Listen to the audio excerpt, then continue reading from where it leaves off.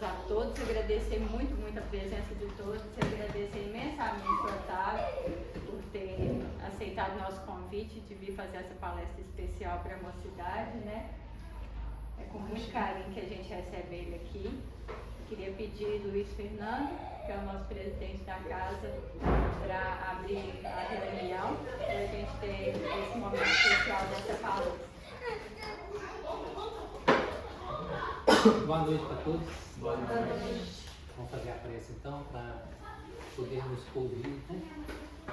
Refletir, trazer para dentro de nós e promover as mudanças que se fazem necessárias, né? Divino Mestre, Divino Amigo Jesus, aqui nos encontramos, Senhor, reunidos em teu nome. E te rogamos, como sempre, Mestre, a assistência fraterna, o amparo, para que a nossa reunião possa transcorrer num clima de harmonia, num clima de paz, num clima de muito proveito para cada um de nós. Pois o teu Evangelho, a tua mensagem, sempre ilumina o nosso entendimento e sempre, Senhor, consola e conforta os nossos corações, dando-nos a força necessária para que possamos seguir em frente. E é isso, Jesus, que eu creio que cada um de nós veio buscar neste momento, força para podermos perseverar na caminhada que o plano espiritual traçou para cada um de nós. Caminhada para que nós possamos crescer, desenvolver as qualidades, desenvolver as virtudes, nos tornarmos seres humanos cada vez mais humanos. Toca, Senhor, os nossos corações e abençoa, Mestre querido, esse trabalho que se inicia no Teu nome neste momento. Permaneça conosco, hoje e sempre. Obrigado, Luiz. Você me perdoa. Tá? A gente fica à vontade, eu que agradeço. Gente, obrigado pela oportunidade, obrigado, Marina, pelo convite. É uma honra para mim estar aqui, tá? Uma honra poder falar, ainda mais falar para uma geração que é a geração que está vindo para fazer diferença. E aí, quando a Marina me convidou para vir cá, eu trabalho com criança, acho que a maioria sabe, eu sou odontopediatra e com foco em crianças atípicas. Quando a Marina me chamou, eu falei, gente, o que eu vou falar para adolescente? Adolescente hoje a gente fala que não é nem pediatria, é ebiatria. E aí quando chega adolescente no consultório, eu falo com eles, olha, me ensina a cuidar de você, porque eu não sei. Por que eu não sei? Se eu trato como criança, pode até não falar, mas vai olhar para mim e falar assim, idiota, vai pensar. Se eu trato como adulto, às vezes não entende. Então o que falta, gente? Comunicação. É a gente falar, é a gente se posicionar. E aí a gente tem que pensar o seguinte, o que é adolescente? Vamos lá, características de adolescente. Quem que habilita aí? Me ajuda. Uma característica da adolescência. Agitado. Agitado. O que mais? Ansioso. Ansioso. O que mais? Intenso. Intenso. Adoro isso. Isso é minha vida, isso é minha paixão. Mas é agitado, é intenso, é ansioso, é corajoso, é impulsivo e é destemido. E que bom, tá, gente? A gente precisa dessa motivação. Eu tô fazendo um curso aqui, uma das professoras é aquela Luciana Galvão, e eu adoro uma parte que ela fala, que ela escutou uma criança perguntando o pai, por que gato tem rabo? Quem aí faz essa pergunta? Ninguém, né? A criança pergunta. Onde que a gente perdeu isso? E o adolescente, além de ter a pergunta, além de ter o questionamento, ele fala assim, eu quero entender por quê, eu vou questionar por quê, eu vou apertar e eu vou pôr na parede. Gente, a gente tem que pôr o mundo na parede mesmo, tá? Boa noite. A gente não tem que aceitar nada de graça, não. Isso está certo. Essa ousadia é importante. Ela só não pode ser uma ousadia que falta com respeito. E só não pode ser uma coisa sem planejar.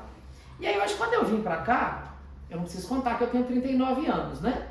Então eu falei, eu com meus 39, vou falar para adolescente?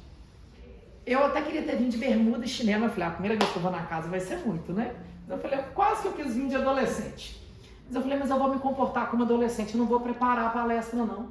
Ela vai sair aqui na hora e vai sair junto com vocês. Só que isso foi o quê? Impulsividade, coragem e intensidade. Mas eu não posso ter só isso, eu tenho que ter um preparo. Então, eu não fiz um roteiro, mas tem uma semana que eu estou escutando podcast sobre adolescência. Tem uma semana que eu estou pesquisando um monte de psicólogo que fala sobre adolescência. E foi bom. Quando a gente faz uma palestra, um bate-papo igual esse, a gente aprende muito mais do que ensina. E aí eu vim desse jeito. Eu vim com a cara, com a coragem, destemido e intenso. Eu sou casado com outro homem, o primeiro rótulo aí da minha vida. E um dos primeiros. E quando eu fui para casar, eu falei com o Henrique, eu falei, olha, estou casada há 12 anos. Eu falei, Henrique, a gente tem tudo para dar certo, desde que você não me tire duas coisas, minha intensidade e meu idealismo. No dia que você tirar isso, nosso casamento acaba. Nós estamos juntos há 12 anos. E aí, eu trouxe para vocês algumas coisinhas aqui. Eu acho que a gente tem que se planejar. Igual eu falei, eu não fiz o roteiro da palestra. Mas a coragem tem que ter um embasamento. Então, eu falei, gente, o que é adolescente? Para mim são esses dois livros. Primeiro, Dom Quixote, eu amo. Esse livro eu comprei há mais de 20 anos e agora que eu consegui ler ele. A capa tá até estragadinha aqui atrás. Tem mais de 20 anos. Eu demorei 20 anos para conseguir ler ele. Eu acho que não era o momento ainda de eu ler. E agora eu li. Quem é Dom Quixote? Um sonhador que brigava com um moinho de vento. E é uma história que a humanidade inteira conhece. E que eu acho que todo mundo merece ler esse livro. É um clássico. E é um sonho. É um intenso. É um idealista. E o outro? Acolhendo sua criança interior. Esse livro aqui eu tô lendo ele ainda. Não acabei, não. É lindo esse livro. É lindo. Porque ele conta o que a gente vive na vida adulta que tem um fundamento lá na infância. Um abandono, uma vez que a gente foi criticado, um rótulo que a gente teve, isso vai lá na frente. Então o que eu quero falar com vocês? Para mim, adolescente é isso. É uma pessoa que sonha, mas o que vocês fizerem hoje vai ter consequência. E a consequência vem, gente. A lei do retorno é certa. Eu fiz administração também, e eu tive um professor na administração, que eu amo esse professor. Ele falava que cipó que chuta, volta. Então cuidado com o cipó que você vai chutar, porque ele vai voltar e ele vai te acertar. E aí, quando a gente fala de adolescência, a gente tem que falar de coragem. Só que é uma palavra que eu tenho usado muito com meus pacientes. Tá faltando hoje no mundo disciplina. Pô, criança acha que tá brigando por disciplina. Adolescente não costuma ter muita paciência com criança pequenininha, não. Por quê? Porque vocês estão naquela fase que vocês estão intensos, o hormônio tá gritando, suor tá começando, espinha aparecendo, tudo é muito grande, tudo é muito. E a gente quer gritar pro mundo e falar, eu dou conta, me deixa, eu consigo. Mãe, me dá espaço. Só que a gente tem que entender que a gente ainda tem traços daquela criança. A gente não deixou de ser criança ainda não. A adolescência, até pouco tempo atrás, ela ia até os 20 anos, 22. Hoje já tem estudo que coloca ela até os 30. E aí, a gente tem que perceber qual que é a hora da gente se posicionar na vida e como se posicionar. E aí, assim, eu fiz um vídeo há um tempo atrás, depois a Marina pode passar para vocês esse vídeo, ou se quiser, pode pegar lá no YouTube também, só jogar meu nome lá que vocês vão achar. Eu vou contar um pedacinho da minha história, mas bem resumido, depois vocês olham ela toda lá, até para não ficar muito repetitivo, muito cansativo. Mas eu nasci... Como é que você nome? Otávio Pontello. Mas eu nasci, meu pai filho único, adotivo, albino, adotado por um casal de negros. Quando meu pai foi adotado, minha avó não podia ter filhos, ela teve um câncer de útero logo que ela casou, com 16 para 17 anos. Meu avô foi reformar uma casa com atitudes suspeitas. Tinha um bebê atrás da porta. Esse bebê era meu pai, com um copo de café, com 6 meses de nascido. Vô olhou aquele menino, o que é isso? Tá aí pra morrer. E aí, faz isso não, dá esse menino pra mim. E aí, meu pai foi adotado, adoção legalizada, escrito na certidão o nome da mãe dele, da mãe biológica dele. E essa criança, quando vó levou ele no médico, mas falou, pra que vocês trouxeram ele aqui? Esse menino vai morrer. Esse menino não tem salvação, não. A vó tinha que dar banho nele com álcool para saciar a dependência química dele da barriga da mãe. Tanto que meu pai teve problema de pele a vida inteira, ele faleceu tem 4 anos de Covid, mas esse pai meu já começou com os rótulos. Que ele era filho adotivo, albino, adotado por um casal de negros, década de 50. Ele quis ser padre, e qual o problema? Nenhum. Mas uma pessoa que não era da igreja, uma vizinha, foi na casa da minha avó. Seu filho não pode ser padre, porque ele é adotado, porque você é negra. Gente, olha um monte de preconceito, olha um monte de rótulo. E meu pai foi uma pessoa muito agitada, muito barulhento, gritava. Eu nunca dei muito certo com ele, porque eu era um adolescente que gritava também. E meu pai também, ele nunca deixou de ser adolescente. Meu pai morreu com 62 anos, mas era um adolescente, porque ele não soube comunicar. E hoje eu sei que ele tinha um transtorno que não foi diagnosticado. Mas aí nasce Otávio, primeiro filho, primeiro neto, mimado. Minha avó tirou carteira com 60 anos, foi uma mulher à frente do tempo dela, porque eu não podia ir a pé para a escola, ela tinha que cuidar de mim. E eu criado, mimado, aquele menino bonitinho, lourinho, aquela coisa toda.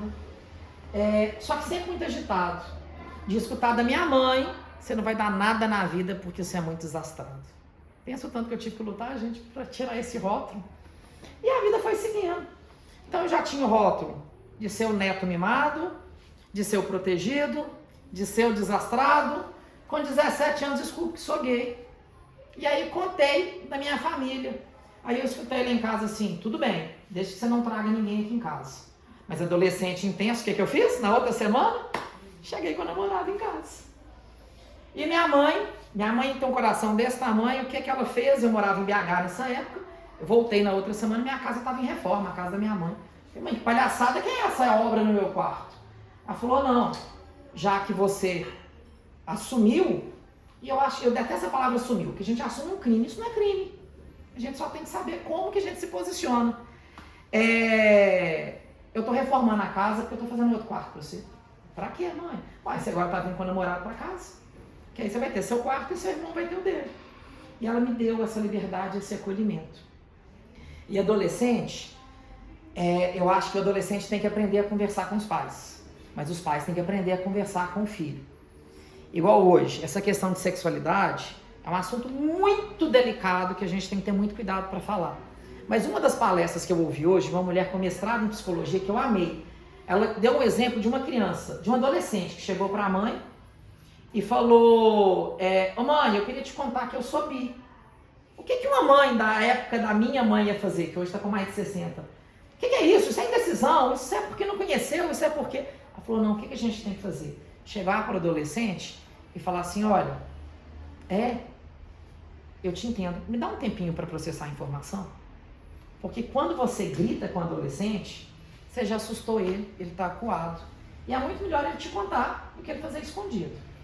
Então, quando eu vim para conversar com vocês, eu vim pensando nisso, eu tenho que falar com esses meninos o seguinte, gente, eu sei que a gente quer gritar, mas tem que aprender a conversar. Se eu chegar para a Marina e falar assim, Marina, deixa eu te contar, nós estamos com um problema ali, tá? Otávio, qual o problema? Agora, se eu chegar aqui gritando, correndo, assim, gente, ele é doido, o que esse menino arrumou? Gente, aprende a conversar. Eu acho que a maior dificuldade do adolescente é tanta energia, que explode. Então vamos com calma, vamos ter paciência. Mas então vamos continuar na minha história. Então vocês já sabem que eu sou um neto adotivo, mimado, gay, fui para BH, minha mãe acolheu meu namoro, da forma que elas conseguiam na época, mas fui acolhido.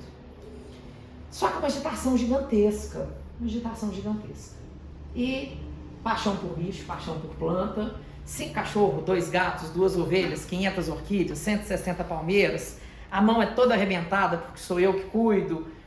E aí eu tive um episódio na minha vida, ano passado, que eu precisei sair de 7 Lagoas. Ficar 4 meses fora para acompanhar meu marido num concurso que ele passou. E me apaixonei no meu consultório, me tirou a minha paixão. Aí eu pegava um de vocês que está na escola, com a turminha de amigos, que a gente tem aquela paixão, e falar assim, estamos mudando de cidade. Gente, mudança vem, não tem jeito. Mas eu precisei de ir. Só que eu trabalhava 20 horas por dia. Entrei em burnout.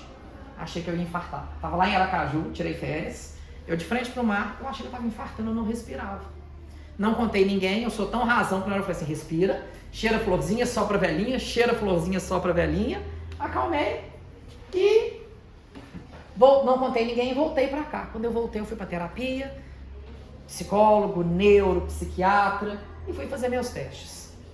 E os meus testes deram superdotação, uma média de QI em torno de 140, o esperado seria de 87 a 90, TDAH e Asperger, que hoje não se fala mais Asperger, então autismo nível 1 de suporte, mais um rótulo. Gay, adotado, autista, gordinho, fora do padrão, ainda mais no meio gay que tem aquele rótulo, né, que tem que ser todo certinho, academia. Eu não sou esse padrão, sou barrigudinho, eu sou feliz desse jeito, tô bem. Só que quando que eu fui rasgar esse verbo? Com 39 anos. Foi libertador, gente. Será que se eu tivesse gritado na adolescência, eu estaria dando esse bate-papo com vocês aqui hoje?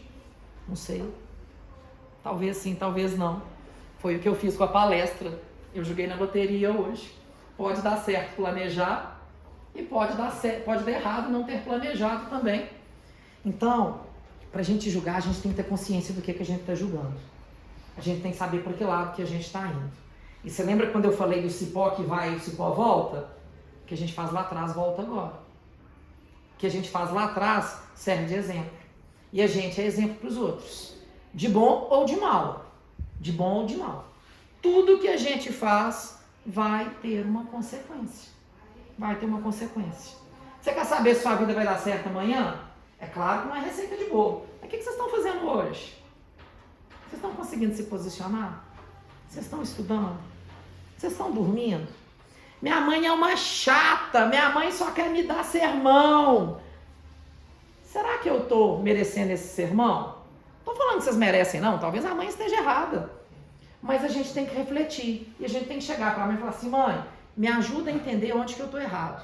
É a hora que a gente fala assim, como que meu filho vai morar em BH? Como que ele vai morar fora na faculdade se ele não sabe fazer um café?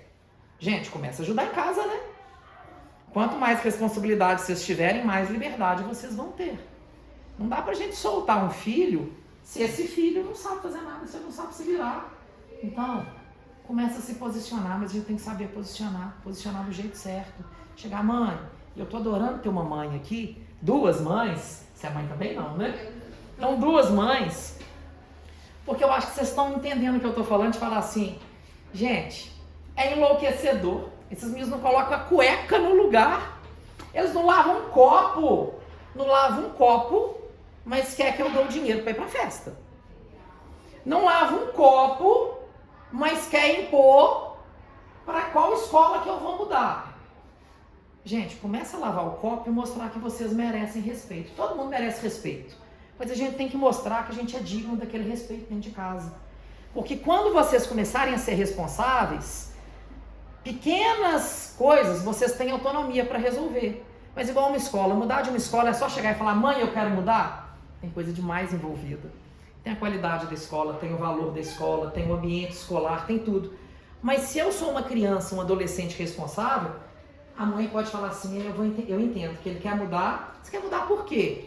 Porque eu estou sofrendo isso, porque eu estou passando por isso, porque eu estou passando por aquilo. Tá vendo como que é mais fácil de conversar quando a gente tem um posicionamento? Então, igual eu, por que eu consegui contar tudo isso com 39 anos? Porque eu apanhei 39 anos, gente.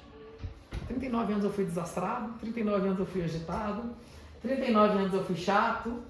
Ai, delícia, obrigado, meu amor. Quando eu comecei meu namoro com o Henrique, vocês viram tanto que eu sou intenso, estou casada há 12 anos. Mas eu comecei a namorar na sexta, no domingo eu fui dormir no apartamento dele e não dormimos mais nem uma noite separados. E 4 meses depois casamos. Então, com 2 dias eu estava casado.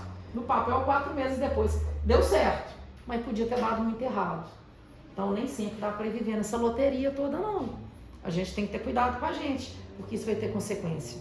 E a gente tem que pensar muito nos pais da gente. E os pais, ser mãe, ser pai, gente, é difícil demais. É bonito e é sagrado, mas não tem nada de romântico. A senhora quer errar com seu filho? Não. Mãe não quer errar. E mãe vai errar? Vai ter alguns deslizes. A mãe que não erra é a mãe que não tem filho. Quem não tem filho não erra, não. Mas quem tem, vai errar. Mas a gente erra querendo acertar. Ninguém quer fazer mal com o filho. Então, eu preciso que os filhos, e eu tô adorando ter a mãe e o filho junto, você precisa chegar para sua mãe e falar assim, mãe, você não está entendendo tanto que isso é importante para mim. E aí, uma coisa que a mãe tem que ter muito cuidado. para não chegar e falar assim, é porque você não entende que na minha época, quando a senhora fala isso, você já vai falar assim, nossa, ela tem 170 anos. Ainda bem, mãe, que eu não sou da sua época. Então, quando a gente se posiciona de falar, na minha época, já coloca uma distância grande. Então, quando a gente fala assim, deixa eu te contar, quando eu era criança, acontecia assim, assim, assado. Ó, que legal, minha mãe viveu isso. É diferente. E aí, você conseguiu trazer ele para o seu mundo, para ele entender. Só que aí você tem que chegar para sua mãe e falar assim, mãe, eu entendo que na sua época, a escola, a carteira não tinha celular, não tinha computador, tinha a Barça, que era a enciclopédia, a maioria de vocês nem deve saber o que é. A gente ia para a biblioteca pública, era um monte de livro, por ordem alfabética, e pesquisava a palavra, um dicionário gigante. E ali que era o nosso Google. Então vocês nem entendem o tanto que era difícil, mas o tanto que era gostoso pegar um livro e ler. Eu já comprei 2 Kindles, não dou conta, eu preciso disso aqui, eu tenho que cheirar papel. E eu leio 3 a 4 livros por semana. E eu amo. Só que aí você tem que chegar para sua mãe e falar assim, mãe, é importante para mim o tablet para estudar agora. Só que aí também a gente tem que ter um bom senso de falar assim, quando sua mãe falar assim, olha, você tá ficando só no celular? Falar, realmente, eu acho que eu tô ficando muito. Então, gente, eu acho que o maior desafio do adolescente é conseguir ter o equilíbrio. E aí, a gente está aqui numa casa de oração, a gente tem que pensar um pouquinho nisso também, nessa questão da espiritualidade. É aquela história da água da paz de Chico. Antes de xingar a mãe da gente, antes de explodir, coloca água na boca, espera a raiva passar. Minha mãe fala que o melhor conselheiro é o travesseiro. Dorme uma noite, amanhã a gente vai lá e olha o que faz. Porque a gente não vai levar nada daqui, a gente não é nada. Eu não sou dentista, eu não sou o Otávio. Eu estou Otávio, eu estou dentista. E cada um tem que aprender o que tem que aprender na experiência que está vivendo. Então, sua mãe está aprendendo como mãe, mas ela também já aprendeu como filha. E eu tenho certeza que um monte de coisa errada que ela fez com sua avó, hoje ela fala assim, meu Deus, que arrependimento. Hoje eu entendo que eu fiz errado. Mas foi o que ela deu conta na época. Então a gente tem que entender que às vezes é o que a mãe está dando conta, às vezes é o que a gente está dando conta. E adolescente não precisa de sermão. Sermão é chato. Sermão cansa. Sermão afasta. Adolescente precisa de ser acolhido. Se eu chego para a Marina e falo assim, Marina, tá chato, tá errado, eu não quero essa toalha, eu não quero essa cadeira, eu não quero nada disso aqui. Que chato, que mala, não chamei mais nunca. Agora se eu chego, Marina, eu tô querendo fazer um bate-papo com os meninos lá, posso fazer? E eu tava querendo levar uma cadeira diferente, posso? Falar assim, olha que legal, o Otávio vem, ainda traz o material dele. É diferente, eu falei a mesma coisa. Então a gente tem que aprender a conversar. E adolescente, eu falo isso por mim. Vocês acham que eu falo nesse tom de voz, com essa velocidade? Nem pensar. O meu natural é falar acelerado, é falar alto, é falar gritado. Eu sou neto de italiano, então eu bato mão, eu converso muito rápido. Eu tive que aprender. Senão vocês não iam entender nada. E aí eu não ia conseguir passar a mensagem que eu queria. E ainda que eu passe uma mensagem errada, eu acabo sendo responsável por ela. Olha o cipó que eu chutei. Ele vai voltar para mim um dia. Então, gente, a gente tem que saber acolher. Vocês querem ver uma coisa boba? Quem aqui que agradeceu em casa nos últimos meses? Alguém agradeceu? 1, 2, 3. Que bom. Nós estamos na sala de privilegiados. De pais privilegiados. Que a gente tem que agradecer. Mãe, obrigado por isso, tá? Ô mãe, deixa eu te contar. Eu sei que você está passando muito esforço, passando dificuldade para eu estudar, para eu viajar, para eu vestir bem. Obrigado, tá, mãe? Obrigado. Então, porque tem coisas que a gente só vai saber depois. Eu teve uma época da adolescência que roubaram um caminhão do meu pai. Foi um caos, minha família quebrou de moer. A gente tinha 3 carros na garagem. De repente, minha mãe dava faxina na casa das irmãs dela. Eu fui trabalhar na barraca de feira para conseguir pagar uma escola. Que não era a escola que eu estudava. Eu tive que ir para uma um pouco mais em conta na época. Mas o meu objetivo foi estudar, eu sempre gostei. Eu não abri mão. Eu tinha 14 anos. Ficava na barraca de churrasco até 2 da manhã, chegava em casa, ia dormir às 3, acordava às 5, morava no Boa Vista para ir a pé até no São Geraldo, não tinha dinheiro para o ônibus, para poder estudar lá no Merculino. E aí há 2 anos, eu tô com 39, então já tem uns 20, aqui 20, já tem quase 30. E aí eu moro hoje num sítio, que é onde meus pais moravam nessa época, perto do exército, indo para Jequitibá. Aí a gente vinha a pé até onde que é o bairro Verde Vale, aqui em Sete Lagoas hoje, e ali era o ponto final de ônibus. E aí minha mãe falava que ia nos levar só até no ponto a pé, eu pegava o ônibus e vinha para a escola. Há 2 anos que eu fui descobrir que minha mãe me esperava pegar o ônibus e ela acabava de vir para o centro a pé, porque não tinha dinheiro para os dois não. O dia que a mãe me contou isso, foi difícil, eu chorei de soluçar. E na época, será que eu agradecia? Na época eu acho que eu ainda devia ficar assim. Por que ela não veio comigo? Me deixou ir sozinho? Que absurdo. Então, gente, tem hora que a gente não entende. Tem muitas vezes que os pais de vocês fecham a porta e choram do lado de fora. E é difícil isso. E eu sei que muitas vezes vocês também choram. Então, se vocês saírem daqui hoje pensando assim, eu quero ser um pouco mais exemplo dentro da minha casa, eu quero ser um pouco mais leve para minha família e para mim, eu estou feliz. E vocês podem tudo. Vocês só não podem o que vocês não querem. O que vocês quiserem, vocês conseguem realizar. Só que a nossa história é a gente que constrói. E aí, seu avô, só para você ver o tanto que as histórias vão reverberando. Eu conheço sua família, a turma toda. Meu irmão, quando nasceu, ninguém na minha família era espírita. Meu irmão, quando nasceu, Daniel quase morreu no parto, faltou oxigênio. E Daniel chorou até os 7 anos sem parar. Chorava. Aí minha mãe tentou todos os médicos, todos os tratamentos possíveis, até que chegou lá Pedro Camilo.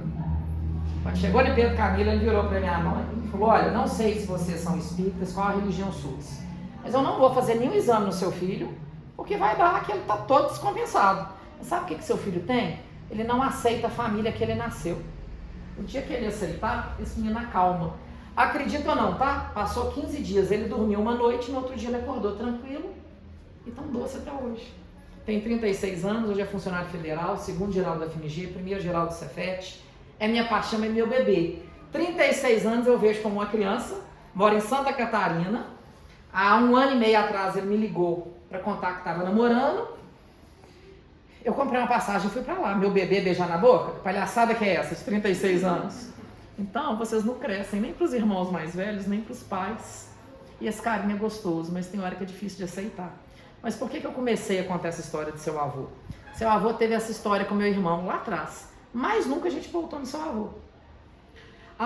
Seu avô aposentou tem pouco tempo, não tem muito tempo.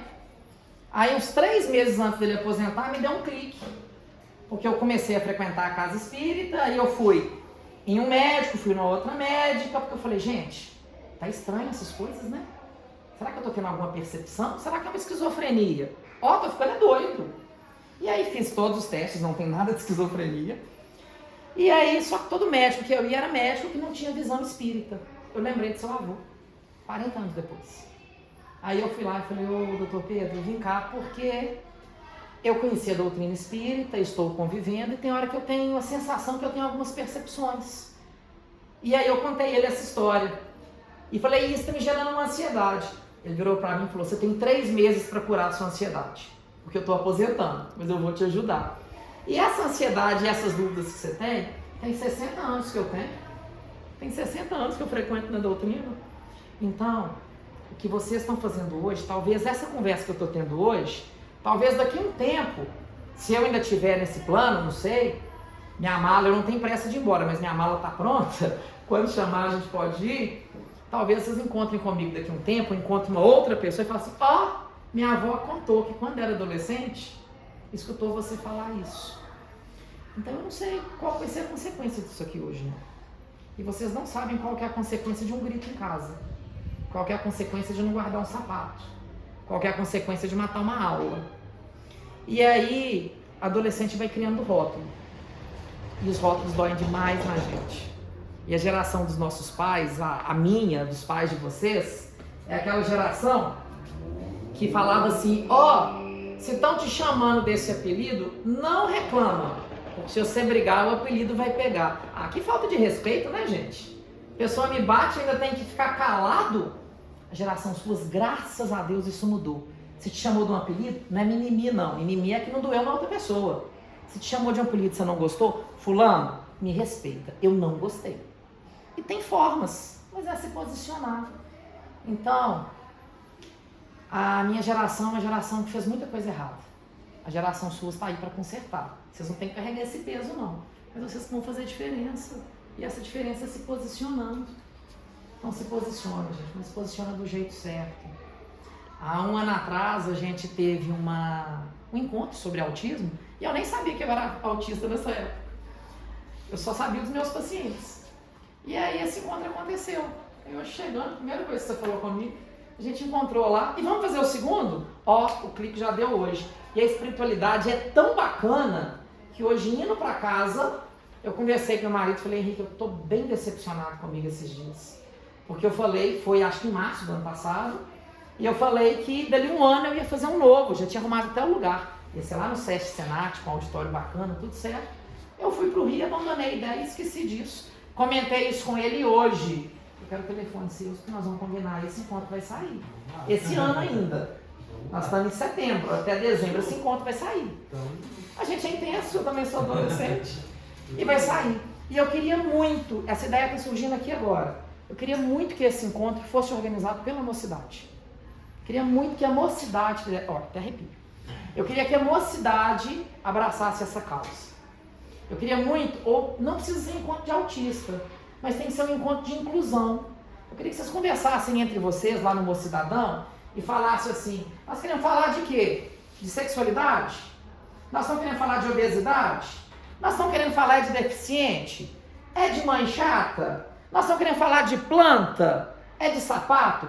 Escolhe qual tema que vocês querem que nós vamos organizar esse seminário. Com os melhores profissionais que a gente puder. E vamos levar. E isso, você vê como que a coisa tem efeito lá na frente. Eu estudei no Promove da Quintino Bocaiúva, foi o primeiro Promove de Sete Lagoas.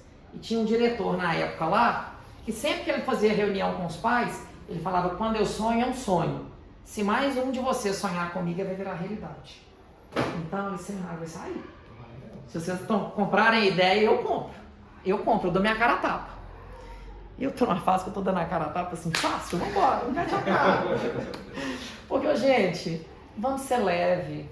Eu sou autista, eu sou gay, eu sou fora do padrão. Azar. Quando eu fui montar meu consultório, eu criei um outro Instagram. Eu falei, eu não posso contar pediatria, eu não posso contar que eu sou gay. Olha, eu tendo preconceito comigo? Que palhaçada! Aí, só que eu sempre fui muito tupetudo. Esse Instagram durou 15 dias. Falei, quer saber? Quem não quiser em mim porque eu sou gay, vai em quem quiser. Porta da rua é serventia da casa. E grupo de mães, gente, grupo de mães movimenta o mundo. E aí, só que tem as mães X9. Vira e mexe, uma mãe printa a conversa e manda para os profissionais que foram falados lá. E aí teve um dia, esses dias tem uns 2 anos, uma mãe printou uma mensagem de uma outra mãe que escreveu lá assim, pode notar, viu? Ele é ótimo no que ele faz, apesar de ser homem. Qual que é o problema de homem trabalhar com criança? Na hora eu estava meio atacado e o tupete cresta, eu falei, não, fala com ela que ele é gay, talvez 50% seja mais feminino, pode ir. Gente, não abaixa, tá? Só que pra gente levantar, a gente tem que ter respeito. Eu não estou falando para vocês serem atrevidos dentro de casa, nem com colega, nem com amizade. Mas eu estou falando para vocês falarem assim, me respeita. Essa semana eu dei uma palestra no presídio. Eu cheguei, eu nunca tinha passado por essa experiência. E apesar de ser corajoso, eu sou medroso. Meu joelho tremia. Na hora que eu entrei dentro da sala, eu já estava mais tranquilo. Só que eram 20 detentos, trancaram a porta com 780 cadeados. E aí a assistente social que me convidou, que eu combinei com ela essa palestra, começou a andar no meio deles e falou, Otávio, todos esses que estão aqui não são bichos. Gente, ninguém é bicho. E a gente tem que respeitar. Na hora que acabou, eles me deram um livro com assinatura com o nome completo de um por um. Esse livro hoje é o maior troféu que eu tenho na minha vida. Eu saí de lá tão encantado que eu fiz para eles uma proposta de lá de 15 em 15 dias. Segunda-feira nós já vamos começar a combinar isso. E talvez o irmão Francisco vai junto com a gente. Se vocês toparem, é tipo montar uma pastoral espírita dentro do presídio. Estou precisando de apoio. Porque lá no Mensageiros nós somos pequenos. E aí, se vocês quiserem ir, foi a melhor experiência da minha vida. Na hora que esse menino veio me entregar o livro, ele olhando para baixo, sem olhar no meu rosto, só espichou a mão com vergonha. Eu peguei a mão dele e abracei ele. Chorava ele, chorava ele. Eu só não chorei mais porque eu tô medicado. Então, aí na hora que acabou, como que eu encerrei? Eu falei, gente, vocês não estão acreditando tanto em vocês. Vocês não são presos, vocês estão presos. Vocês vão sair daqui. E quando sair, as suas decisões que vão mudar o seu padrão. Ah, mas como que eu vou trabalhar lá fora? Eu falei, olha, eu moro num sítio, eu não consigo te contratar carteira assinada, mas eu posso precisar de alguém para me ajudar lá em casa. Se você bater no meu portão, eu vou ligar aqui pro presidente e falar, fulano pode entrar na minha casa? Então faz hoje o que você quer amanhã, porque a consequência vai vir. E na hora que eu fui encerrar, eu falei com eles, a gente quer encerrar com uma única expressão. Eu respeito. Orar, como que tá? Não, tá tranquilo. Não, beleza. Falei que eu quero encerrar com uma única expressão com vocês. Eu respeito vocês assim como vocês me respeitam. Mas se respeitam. Então, respeito, ele é em qualquer lugar. O respeito precisa. Eu amo quando eu vejo um respeito e é um respeito que acolhe. Eu adoro quando mãe está junto com o filho. Desde que seja respeitoso. Desde que acolhe. Igual ela chegou aqui e falou assim, posso assistir? Eu adorei. Eu falei, ó, me deu gancho para palestra. Posso assistir? E aí eu falei, eu tenho que falar isso lá na hora. Sua mãe falou, pode, porque esse espaço era seu. Então ela perguntou se podia. E aí eu fui errado de não falar assim, você importa da sua mãe entrar? Eu tinha que ter te perguntado, desculpa não ter perguntado. Mas foi bom que está ajudando. E aí a gente tem que estar junto. E a gente tem que trabalhar em contexto. Agora eu falo com meus pacientes, às vezes chega a mãe lá, fala assim, porque lá em casa é muito difícil, porque o avô faz isso, o pai faz isso. Eu falo, gente, consulta de hoje eu não vou nem encostar no seu filho. Nós vamos conversar e eu quero que vocês voltem daqui uma semana de van. Que eu quero que venha a avó, venha a mãe, venha o pai, venha a vizinha, venha a fofoqueira. Venha todo mundo que é rede de apoio. E não dá pra atacar ninguém. E aí sempre eu falo assim, porque vó estraga. Não estraga não, amor não estraga ninguém. Amor não estraga ninguém. Às vezes a avó não tem informação certa. Vocês lembram do primeiro neto, lourinho, adotado, que é a coisa toda? Meu avô me dava um laca branco todo dia, só que ele morreu tem 12 anos. Detesto chocolate branco. Eu amo laca branco. Por quê? Porque eu lembro do meu avô, memória afetiva. Vô, estava errado, gente? Estava não. Errado é que não teve alguém que orientou ele que um balão teria me feito feliz tanto quanto o chocolate. Mas ele não estava errado. Então quando chega um vô no consultório, eu falo, vô, dá um abraço, que eu tô com saudade do meu avô. Me acolhe um pouquinho, vô, sabe por quê? Deixa eu te contar, vou te contar a história do meu avô. Aí eu conto essa história de chocolate e falo assim, vô, estava errado, não estava não. Você também não tá errado não. Ô mãe, não cria caso dele dar doce pro seu filho não, tá? Porque isso é carinho de vô. Mas ô vô, só domingo, tá? Não precisa ser todo dia não. Então, a gente tem que trazer para perto da gente. Um filho, ele tem que ter do seu lado. Se minha mãe não tivesse construído quarto na minha casa para mim, há 20 anos atrás, hoje ainda tem preconceito, imagina 20 anos atrás. Talvez eu não estaria aqui hoje. Porque ela levou o filho dela para dentro de casa. Então, pai e mãe não deixa de ser pai e de ser mãe. Tem que existir o respeito pelo pai e pela mãe. Mas mais do que isso, eles têm que ser amigos. Tem que ser confidente. Tem que ser próximo. E tem que saber acolher. É a hora que eu falei, você falou alguma coisa com sua mãe, que sua mãe quer pegar seu pescocinho e torcer. Dá vontade de torcer. Mas nessa hora, eu tô tão sem paciência com o que você me falou agora, que me dá um tempo para processar e daqui a pouco a gente conversa. Porque na raiva a gente faz coisa que a gente nem imagina. E a gente com eles a mesma coisa. A mesma coisa. Então, gente, é bom senso e equilíbrio. É bom senso e equilíbrio. E na hora que eu citei de pensar num tema para o seminário, eu fui falando alguns temas e eu vi várias carinhas rindo para vários temas. E eu acho que já sei até qual que vai sair. E tem que ser falado, sem preconceito, sem medo e para acolher. E a experiência que cada um vive. Por que você nasceu mulher e eu nasci homem? Porque a experiência que uma mãe vive, um homem nunca vai ter. Você tinha que aprender a experiência de ser mãe. E isso está lá desde a época das cavernas. Por que o homem tem o ombro largo e a mulher o pavio largo? Isso é fisiológico.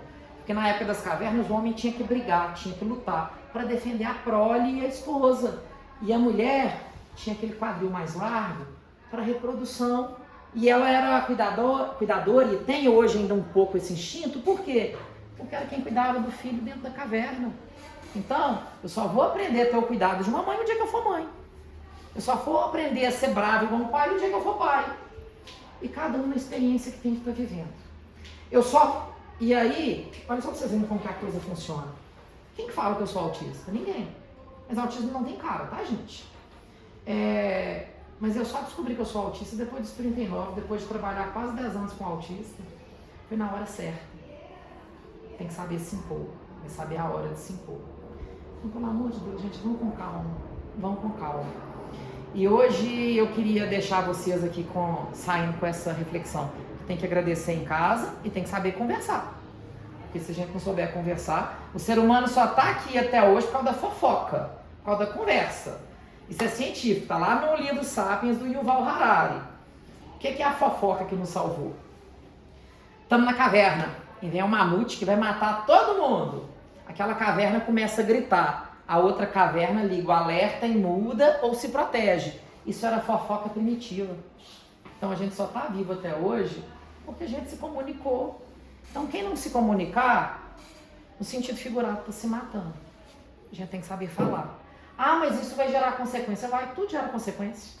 Ser solteiro é fácil? Não é não. Ser casado é fácil, Marina? Não é não. Ser mãe é fácil? Não. Tá aí na palestra, quinta-feira, uma hora dessa, cansado, época de eleição, com a roupa do TRE, você tá trabalhando, meu irmão do TRE, eu sei o que vocês estão passando. Cansado, aguentando esse mala falando é fácil? Não. Tá aqui na frente dando a cara a tapa é fácil? Não. Tudo é difícil. Escolhe qual difícil que vocês querem lutar. Eu quero lutar a minha vida sem me posicionar e a vida inteira falando assim, ai, eu podia ser diferente. Ou eu quero falar assim, gente, eu dei conta. Eu falei, naquela época doeu. Mas hoje eu me posiciono. E aí a gente tem que entender o seguinte, uma mãe e um pai nunca rejeitam um filho. Ele pode não aceitar naquele momento, mas nunca vai deixar de ser filho. Eu sempre quis adotar. Meu sonho era uma adoção. Sempre quis. Só tinha uma condição, que fosse síndrome de Down. Mas por enquanto não deu ainda. E hoje eu acho que esse projeto tá abortado pela missão que eu estou escolhendo para minha vida. São meus pacientes, essas palestras que estão indo e a coisa está fluindo. E no ritmo que eu trabalho, se eu tiver um filho, quem tem filho dá para sair 3 horas da manhã? Dá não. Eu posso. Eu atendo 3 da manhã quando precisa. Então hoje eu acho que eu não vou ter um filho mais. É fácil essa decisão? Dificílima. Mas mais difícil ainda foi a decisão de falar assim, eu vou ter um filho. Porque você tem ex-marido, ex-filho não tem não. Não existe ex-filho. Quem é que tem um ex-filho? Alguém conhece o ex-filho? Não tem não. Então é para a vida toda. Eu posso ter uma dificuldade naquele momento, mas vai passar. Minha mãe me acolheu na época da sexualidade, mas vocês acham que foi fácil? Você pode ser, desde que você não traga aqui em casa. Aí eu fui topetudo, levei. Essa outra parte eu nunca tinha contado, isso que eu vou contar agora. Levei. Minha mãe fez tanta careta, ela não maltratou, mas ela fez tanta careta que na segunda-feira o namoro acabou. Então assim, mas foi essas caretas, esse namoro que eu fui topetudo, que gerou o casamento que eu tenho hoje. E minha mãe hoje dá tão certo com meu marido, que onde eu moro é a herança da minha mãe, que passou pra mim. E aí a gente resolveu construir, fazer uma área de lazer lá no sítio. Eu falei, mãe, eu não vou construir se você não colocar esse terreno no meu nome. Ah, não vou, e tá que enrola. Eu falei, mãe, por quê? Por causa de Henrique, você não quer colocar?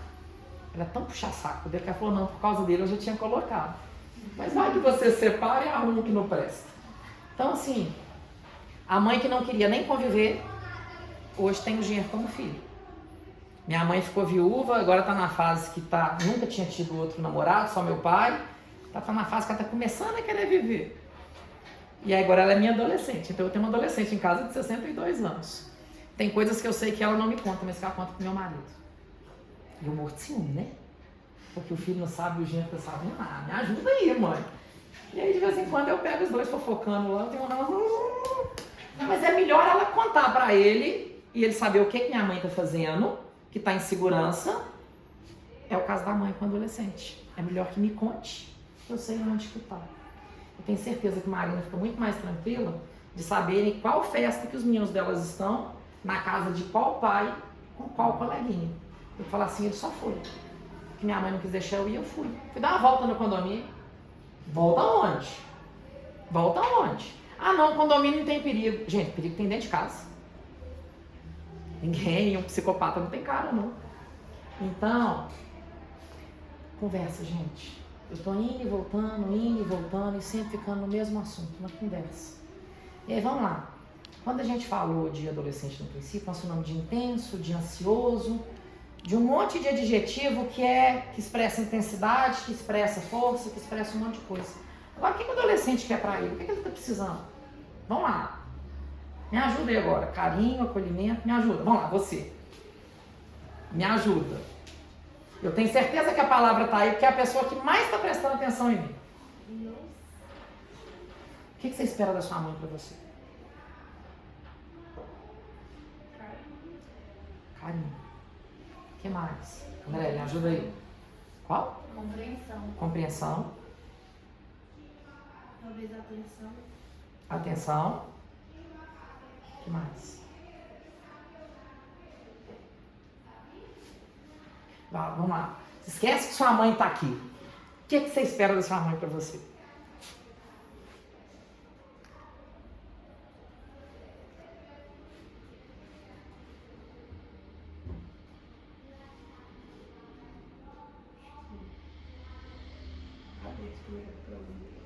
Abertura para ouvir.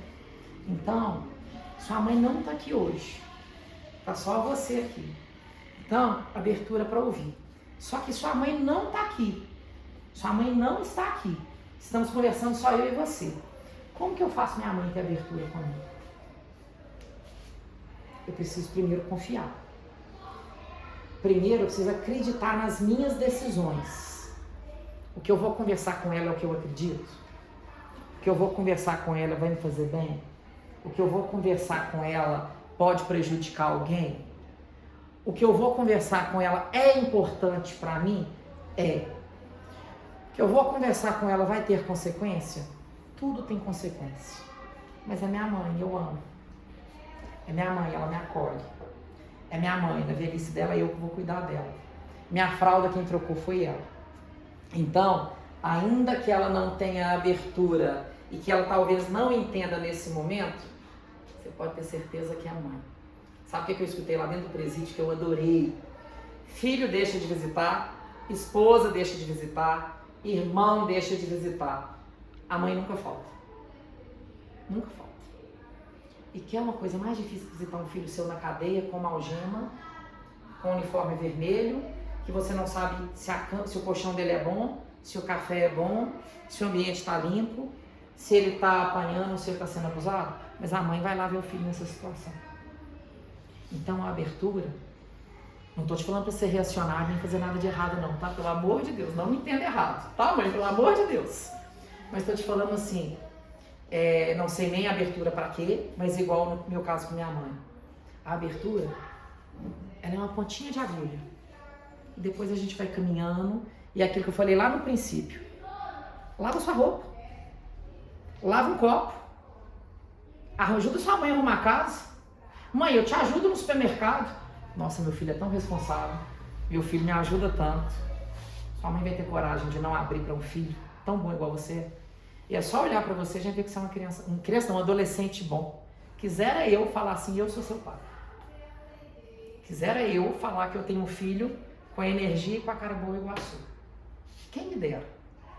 Abri até mão do meu pré-requisito de ser um síndrome de Down. Podia ser você.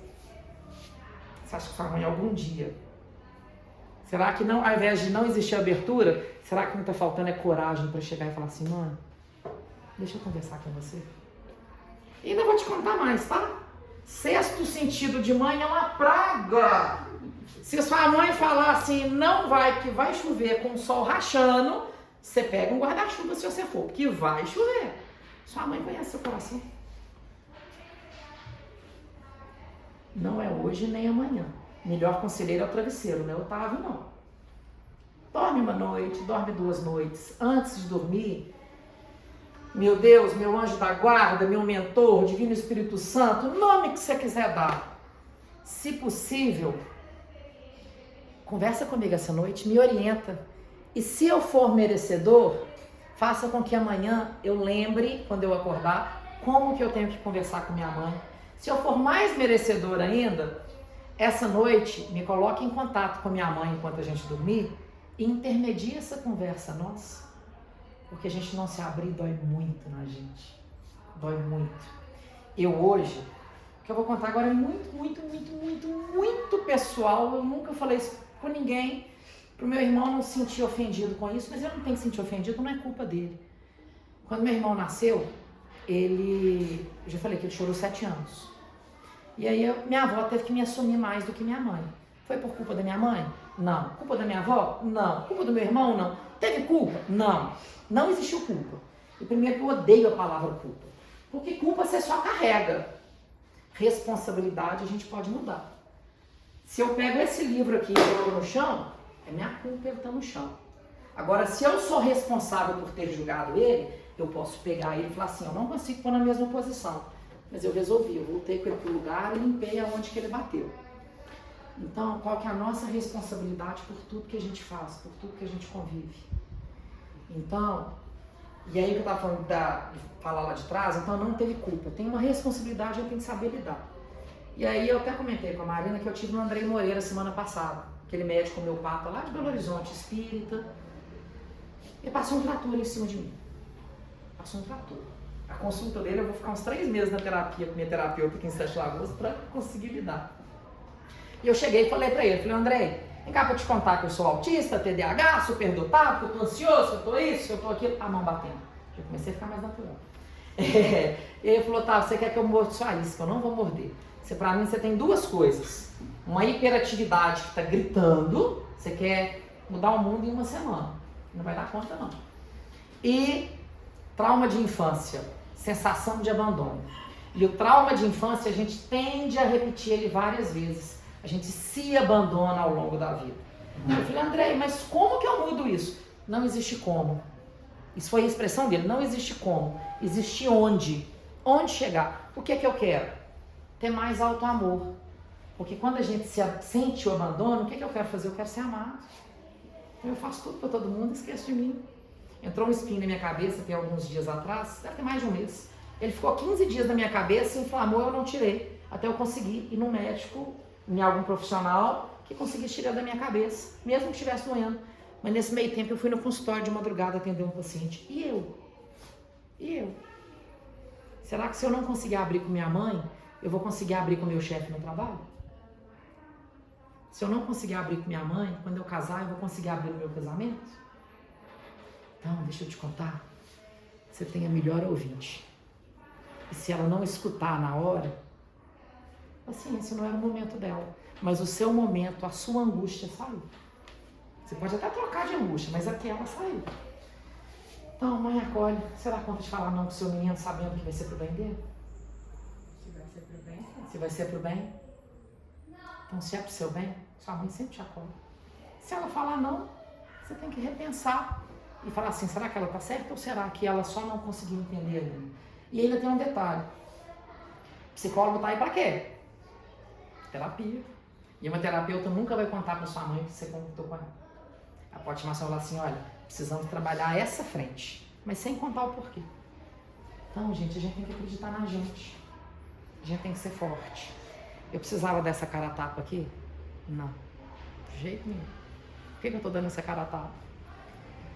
Porque eu não quero ser otário, eu só quero estar. Eu só estou. Enquanto eu estou, aquela parábola dos talentos. Enterra seu talento. Quando Deus vier, ele vai te cobrar. Se você multiplicou, se você enterrou o seu. Então, estou falando que isso é um talento meu? Não sei. Talvez.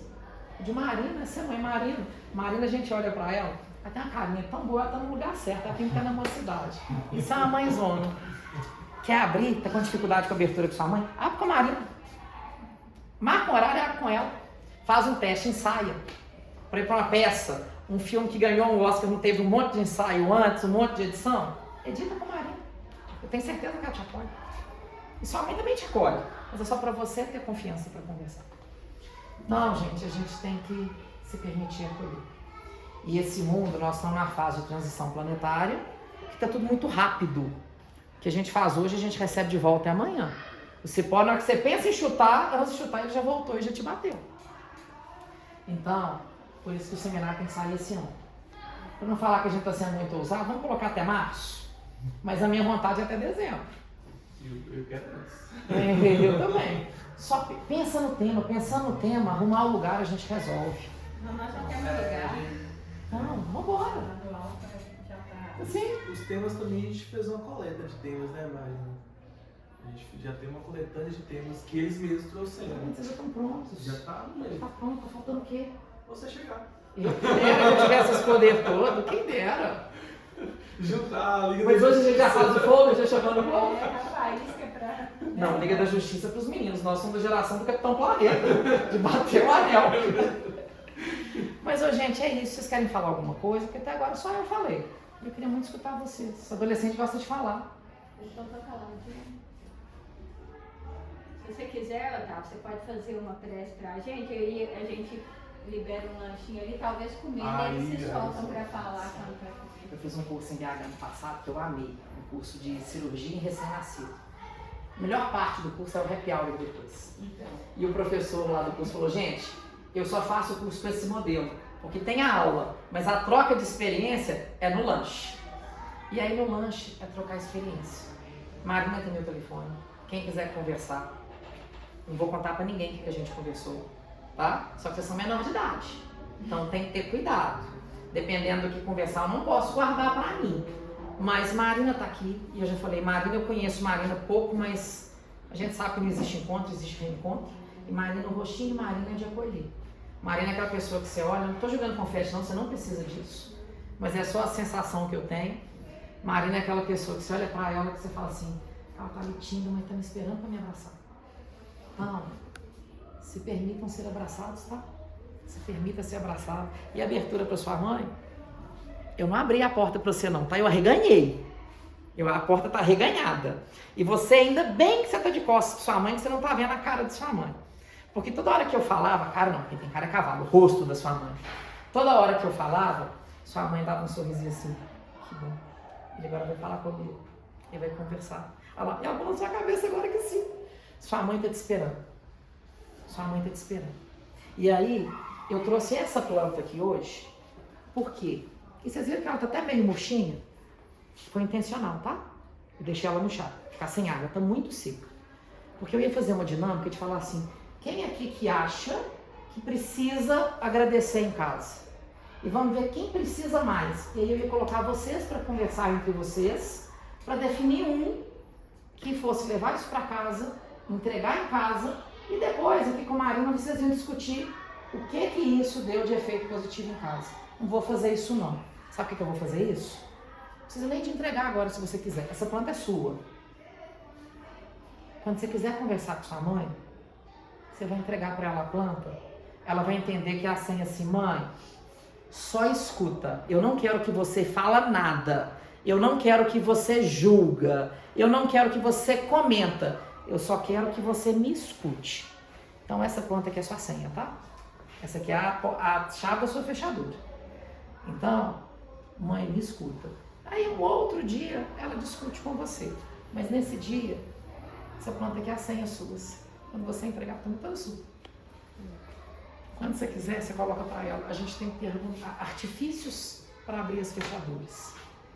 Então, a opção de abrir é nossa, né?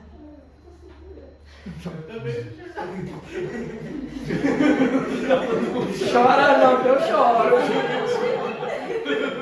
mas agora eu não consegui segurar, mas. Gente, ele tá com a chave física. A chave emocional todos vocês têm. Eu fiquei o tempo inteiro pensando assim, que tudo que você falou, parece que você tá dentro da minha casa. E a minha mãe, ela tá aqui. E eu queria muito que ela estivesse aqui ouvindo. Tá sendo gravado, depois você manda pra ela. Seria muito importante para nós duas ouvir isso. É uma coisa que vem. A minha mãe é muito parecida comigo. E às vezes isso é um problema. E eu queria muito que ela estivesse aqui ouvindo isso, porque seria muito importante para a nossa relação. E às vezes eu sinto que a forma, a gente sempre foi muito aberta e que chegou a um ponto que a porta que era aberta se fechou, sabe? Destranca ela. E tem sido muito difícil esse afastamento que nós tivemos. Então, tudo que você falou hoje foi assim, parece que você estava dentro da minha casa, vivendo o que a gente está vivendo. Ai, meu Deus do céu. Eu acho que a gente só precisa abraçar e só sentir. E aí a opção da vida é sua. Deixa eu te contar uma coisa. Tá vendo essa tatuagem aqui? O que é essa tatuagem? Eu com meu marido, eu com meu marido, nós somos muito diferentes. Eu sou muito agitado, muito. Eu moro em sítio. Então quando eu vou na cidade, eu compro pão, carne, passo banco, açougue, lavo o carro, abasteço, faço tudo. Viro pra ele e falo assim, vai buscar pão? Ele chega com a carne. Cadê o pão? Esqueci. Um dia eu fui na terapia, eu falei, eu não aguento mais, eu não dou conta. Minha terapeuta virou pra mim e falou, olha, tá difícil pra você, que tá puxando?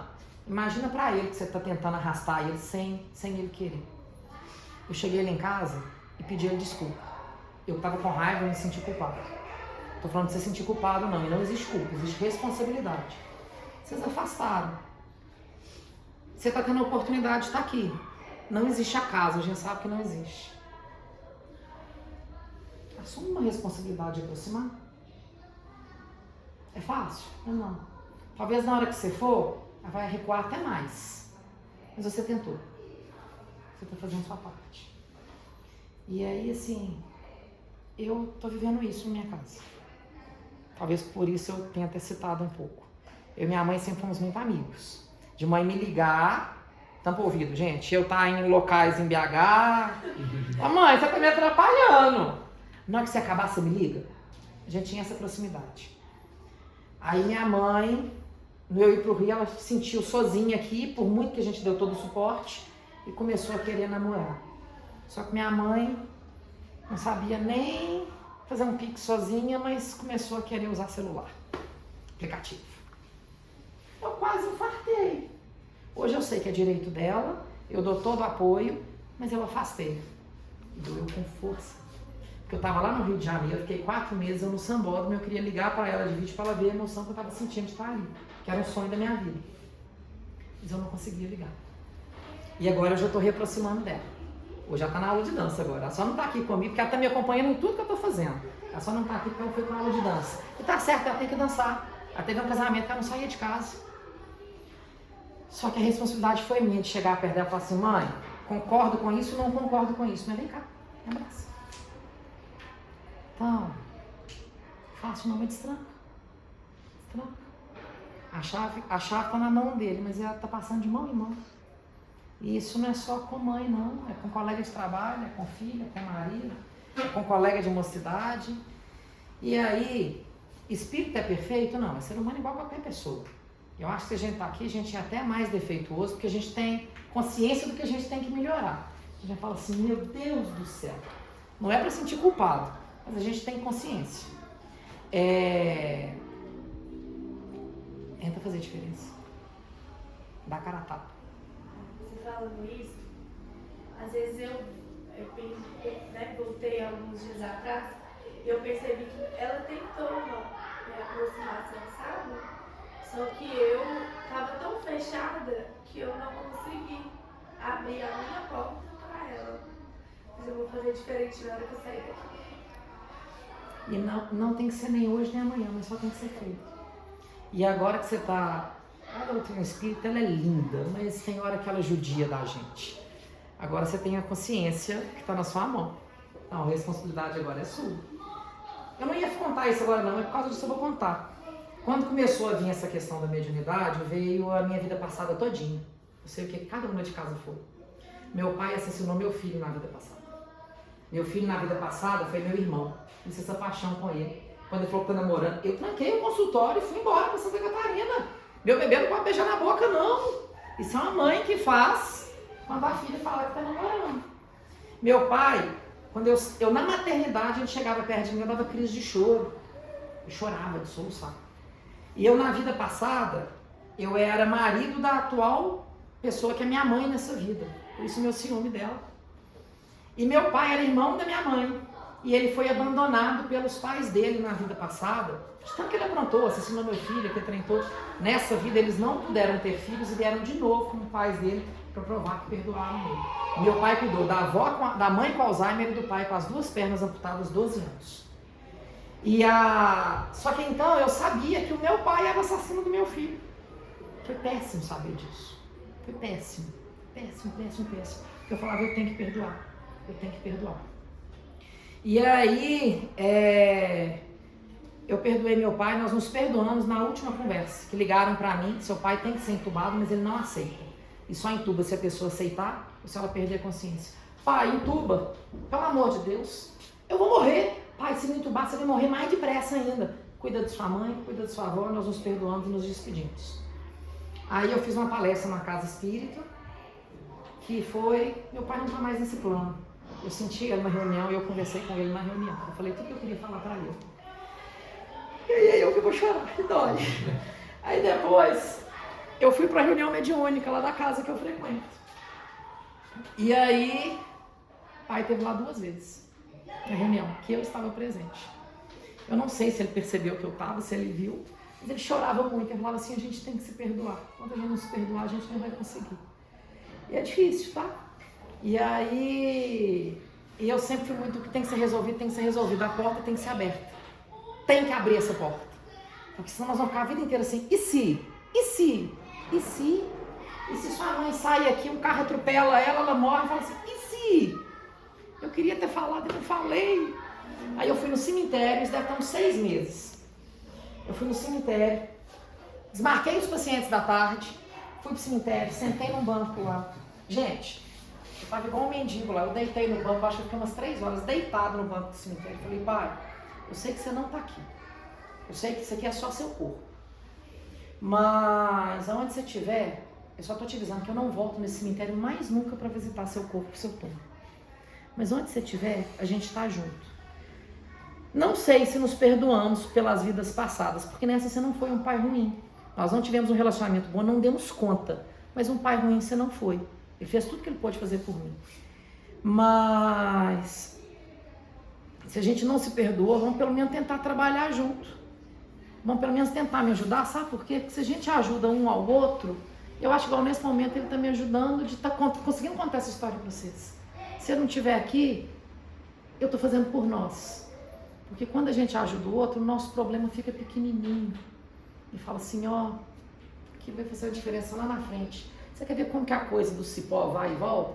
Vocês lembram que eu contei que a mãe dele doou ele para minha avó?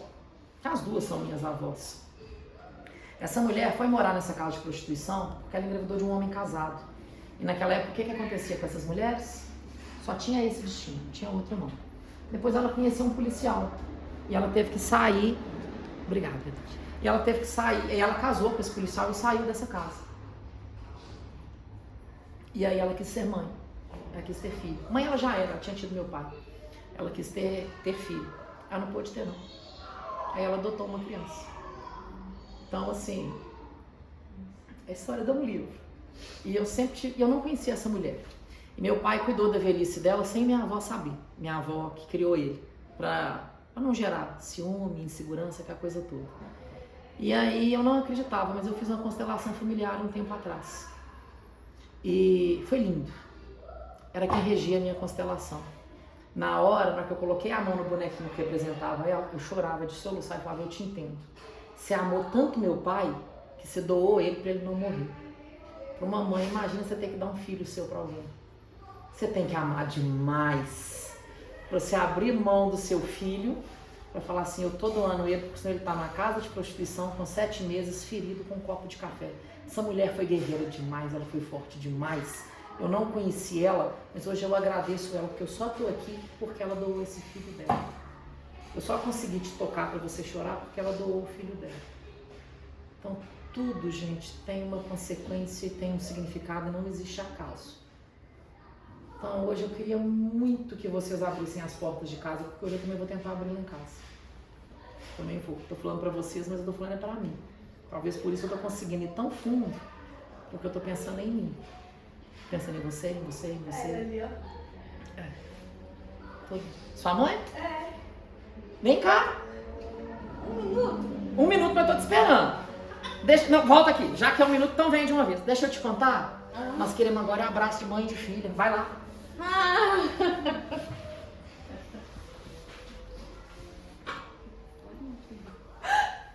Amor, obrigado.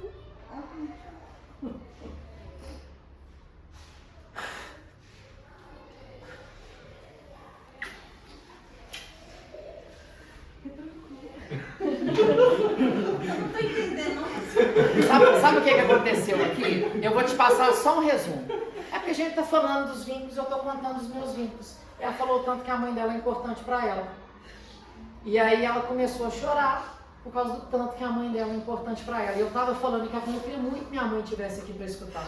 Porque a gente tava falando sobre as aberturas de porta, de conseguir chegar, abraçar, falar, agradecer, perdoar e pedir perdão e perdoar também. E abraçar de novo. E ela falou, eu amo minha mãe, eu queria ela aqui agora. E aí você passou. Deus foi tão bom que você veio na hora. Você tem um tesouro em casa, dá ele pra mim que eu levo. Não precisa nem gastar com fralda, já tá criado. Obrigada, minha filha. Você é meu sonho realizado.